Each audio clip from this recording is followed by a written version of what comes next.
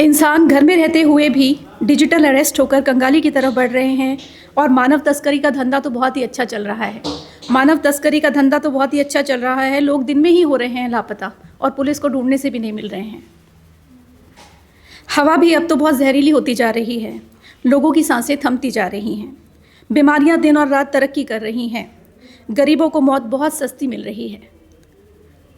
सरकारी पार्टियां अपने को श्रेष्ठ साबित करने में आपस में ही लड़ रही हैं और जनता को विचलित कर रही हैं। मार्गदर्शन के अभाव में रात और दिन अपनी ज़रूरतों के लिए जनता सड़कों पर उतर रही है। फ़ोन तो यहाँ सस्ता मिल जाता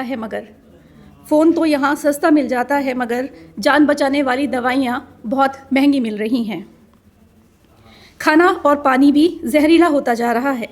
इंसान ना चाहते हुए भी बीमार होता जा रहा है। कैंसर की महामारी लोगों में फैलती जा रही है। छोटे छोटे बच्चों तक की जान भी इस बीमारी से चली जा रही है।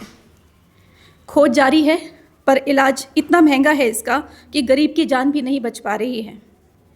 इंसान तो चांद तक पहुंच गए हैं पर पड़ोस में कोई दुखी है और परेशान है और उसका दर्द भी बांटना है। ये समझदारी घटती जा रही है। धर्म की लड़ाई तो सब लड़ रहे हैं पर श्रद्धा दिलों की घटती जा रही है। दिखावा तो बहुत ज़्यादा हो गया है लेकिन एहसास की कमी होती जा रही है। यूँ तो सोशल मीडिया पर चलन है दोस्त बनाने का, लेकिन सच्ची दोस्ती ढूंढने से भी मिल नहीं पा रही है। माहौल क्या है ये किसी से छुपा नहीं है और कलयुग का कोई भी चेहरा देखने से बाकी बचा नहीं है। बहुत बढ़िया। लोग क्रोध, लोभ और मोह के वश में आकर हत्या तक कर रहे हैं और अनजान क्या होगा उसका, इस बात से भी नहीं डर रहे हैं। मासूम और मजलूमों को और भी ज़्यादा दबाया जा रहा है। जालिमों का वर्चस्व बढ़ता ही जा रहा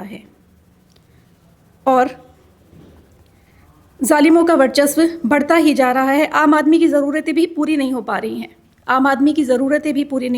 हैं और चंद रईस लोगों का भंडार बढ़ता ही जा रहा है। कभी सोने की चिड़िया कहलाने वाला हमारा देश भारत आज खंड खंड बढ़ता जा रहा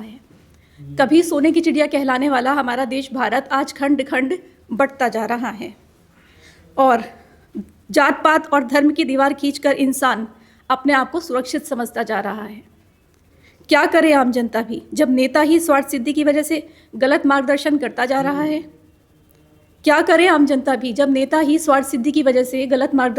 जा रहा है। हिंदू और मुसलमानों को आपस में लड़वाकर हिंदू राष्ट्र बनाने की नई परिभाषा कहता जा रहा है। क्या उचित है क्या अनुचित है जनता को समझ ही नहीं आ रहा है, क्योंकि नेताओं के द्वारा भारतीय समाज में नफरत का जहर भरा जा रहा है। फिर भी भारत का आम आदमी समझदारी का परिचय दे ही देता है जब मोहम्मद दीपक जैसे लोग नफरत की भड़कती हुई आग को बुझा भी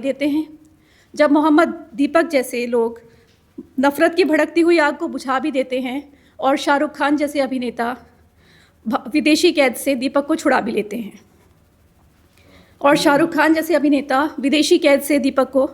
लेते हैं। बहुत बढ़िया।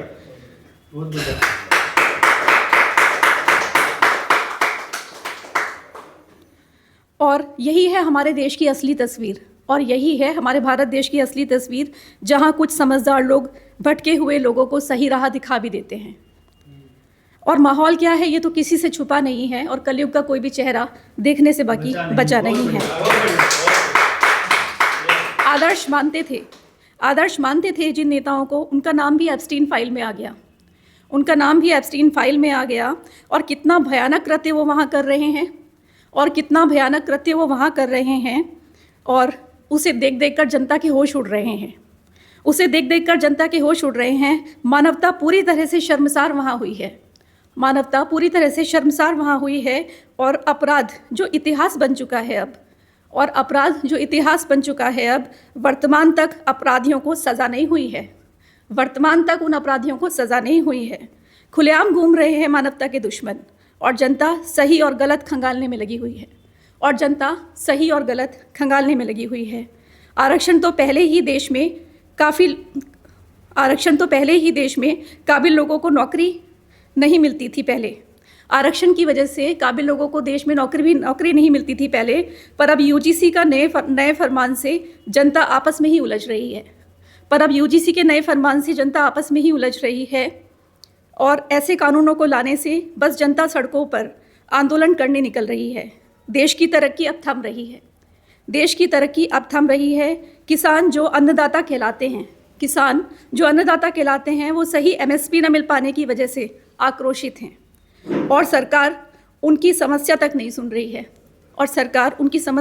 सुन रही है। और ये जो अभी घाटे की ट्रेड डील हुई है उसके बारे में लिखा है कि ऊपर से घाटे की ट्रेड डील करके उनके संवेदनाओं पर और भी ज़्यादा आघात कर रही है और जनसंख्या पर काबू तो कर नहीं पाते, ऊपर से गरीबी, बेरोज़गारी और अच्छा इलाज ना करा पाने की लोगों की लाचारी बढ़ रही है। माहौल क्या है ये किसी से छिपा नहीं है और कलयुग का कोई भी चेहरा देखने से बाकी बचा नहीं है। बहुत बढ़िया। और अब ज़रूरत ये है कि हम थोड़ा सा ठहर जाएं और फिर आत्मचिंतन करें कि हमें ये जीवन क्यों मिला है और हमारे जीवन का उद्देश्य क्या है, और हम अपने जीवन को एक सही मार्ग पर ले जाएं और अपने जीवन को सही दिशा में ले जाकर दूसरों के लिए भी प्रेरणा बन जाएं। क्योंकि माहौल क्या है ये तो किसी से छुपा नहीं है और कलयुग का कोई भी चेहरा देखने से बाकी बचा नहीं है। बहुत बढ़िया। धन्यवाद।